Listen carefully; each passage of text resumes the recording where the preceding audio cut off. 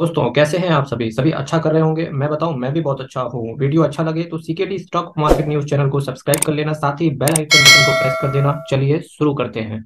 Friends, आज मैं आपके सामने एक टेक्नोलॉजी फंड को लेकर आया हूं। इससे पहले मैं टाटा टेक्नोलॉजी की बात आपके सामने कर चुका हूं और अभी 3 टेक्नोलॉजी इसके बाद भी बचेंगे। मैं उनका भी वन बाय वन करके वीडियो लेकर आऊंगा। पर सभी टेक्नोलॉजी फंड्स में से मुझे कहीं ना कहीं ये पर्सनली बड़ा पसंद आया। हालांकि इस फंड में मेरा कोई पर्सनल इन्वेस्टमेंट नहीं है, ना ही मेरा कोई पर्सनल स्टेक है। ICICI Prudential technology direct plan growth की यहाँ पर मैं बात कर रहा हूँ। तो फ्रेंड्स, किसी भी म्यूचुअल फंड हो, शेयर मार्केट हो, इन्वेस्टमेंट करने से पहले आप अपने दिल की 100 बार सुने। आप दिल की 100 बार सुने और किसी भी फंड में इन्वेस्ट करने से पहले आप 1000 बार सोचें, क्योंकि आपकी एक मोटी इनकम है जिसे आप मेहनत से कमा कर लाते हो। जब आप अच्छी जगह इन्वेस्टमेंट करते हो, जब आपको पैसा और आपका मेहनत इसके साथ साथ अगर आपका उसके साथ साथ नॉलेज भी डेवलप हो, उसको बोलते हैं कि एक अच्छी वेल्थ क्रिएट करी। फ्रेंड्स, वेल्थ मैक्सिमाइजेशन का केवल मतलब रुपए से नहीं होता है। अब वेल्थ मैक्सिमाइजेशन का मतलब कहीं ना कहीं आपकी हेल्थ से होता है, कहीं ना कहीं आपके पैसे से होता है, कहीं ना कहीं आपकी नॉलेज से भी होता है। इन तीनों का जब एक कंबाइंड मिलता है आपको, तो उसको बोलते हैं वेल्थ। वेल्थ में आपका इंक्रीमेंट हुआ। इसीलिए मैं आप बात करता हूँ यहाँ से कि आप हमेशा डायरेक्ट प्लान को सेलेक्ट किया करें रादर देन कि रेगुलर प्लान पे। अगर आप रेगुलर प्लान पे हैं तो डेफिनेटली आपको स्विच ओवर करना चाहिए डायरेक्ट प्लान पे। काफ़ी आसान होता है। ये किस तरीके से कर सकते हैं, जिस म्यूचुअल फंड डिस्ट्रीब्यूटर से आपने ली है म्यूचुअल फंड की एसआईपी, उसी से आप बोलो, वही कन्वर्ट कराएगा आपका, ठीक है। और जब एक रेगुलर प्लान से डायरेक्ट प्लान पर आप आते हो, मेरे मित्र, यकीन मानना 0.50% का भी अगर डिफरेंस अगर आपने कमा लिया, तो ये मान के चलना, अगर सिंपल आप 1000 रुपये की छोटी सी एसआईपी के साथ भी हो, तो 20 से 25 सालों में करीब करीब आप 20 से 25 लाख तक का डिफरेंस इधर उधर हो जाता है। तो इस वजह से मैं बोलना चाहूँगा आपसे, आईसीआईसी प्रूडेंशियल बहुत ट्रस्टेड ब्रांड है। मैंने आज टेक्नोलॉजी फंड को सेलेक्ट करा है।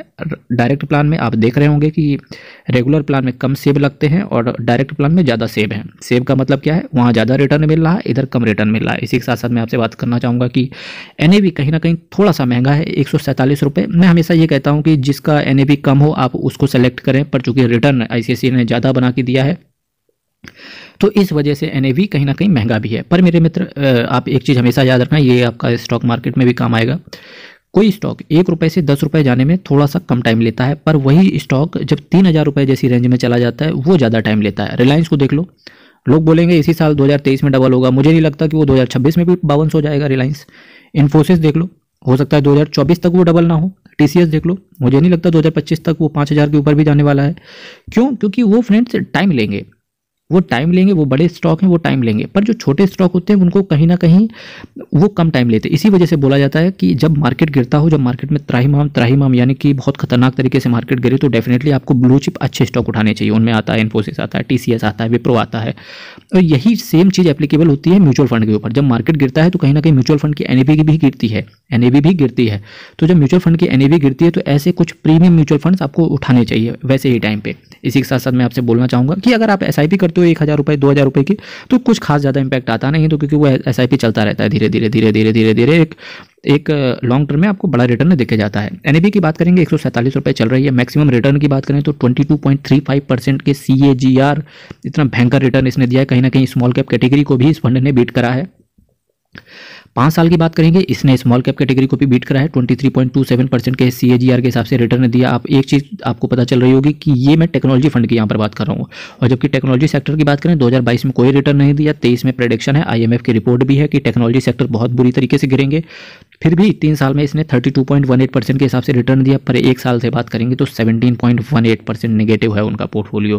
क्या अब उन्हें उठा के बेच देना चाहिए? मेरा मानना है फ्रेंड्स, अगर आप ऐसे म्यूचुअल फंड में हैं तो आपकी एसआईपी बंद नहीं होनी चाहिए। एटलीस्ट तब तक तो बंद नहीं होनी चाहिए जब तक का जो ये 1 साल में नेगेटिव दिख रहा है ना 17%, जब तक ये पॉजिटिव 17% ना दिखने लगे।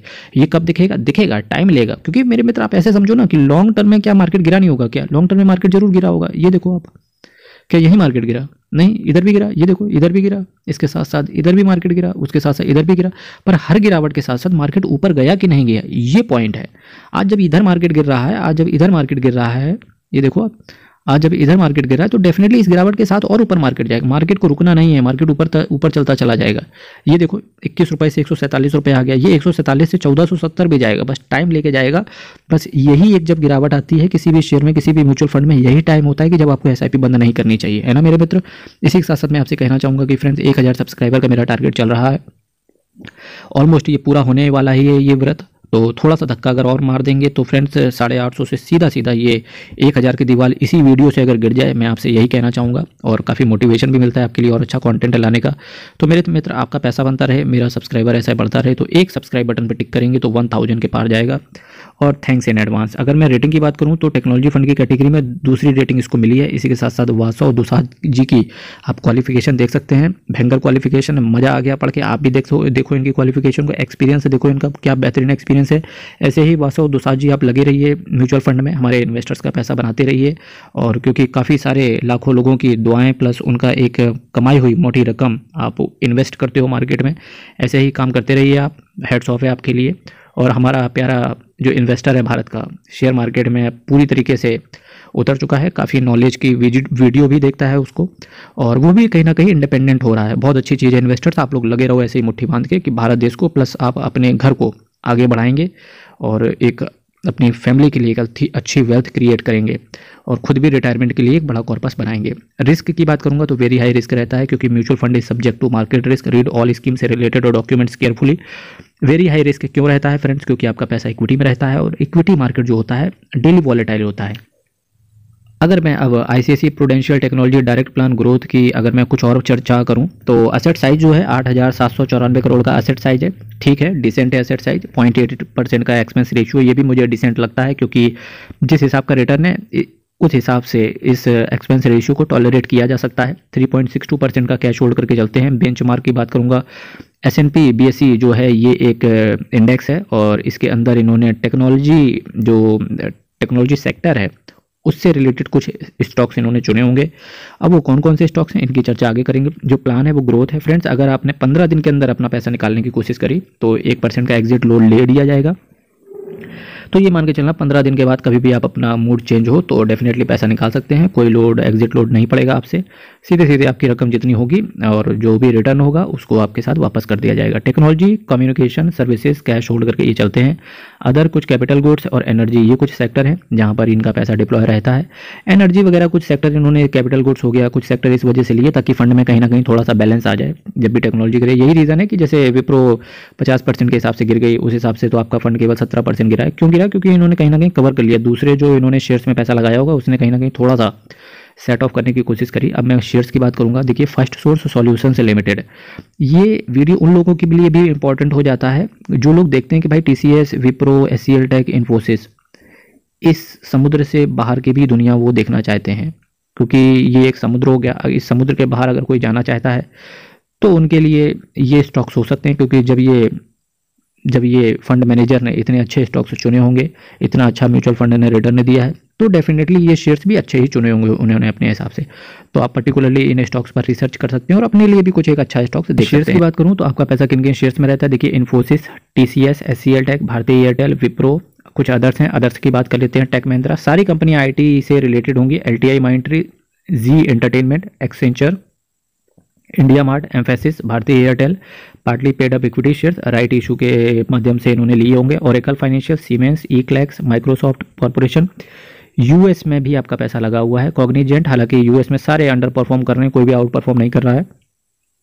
Cognizant, Zomato, Nykaa, Cyient limited, PVR limited, TeamLease, INOX, Sun TV, Tata communication, रेडगेन, Zensar tech, Facebook, Persistent Systems and Birla soft, Info Edge, retail corporation, इसी के साथ साथ car trade, Tracxn and NIIT, ABB power, Adobe and First Source, Delhivery, FI India, SAP SE and Route Mobile, Salesforce, Reserve Bank of India, Reliance Industries, Nazara, L&T technology and PB fintech, NIIT।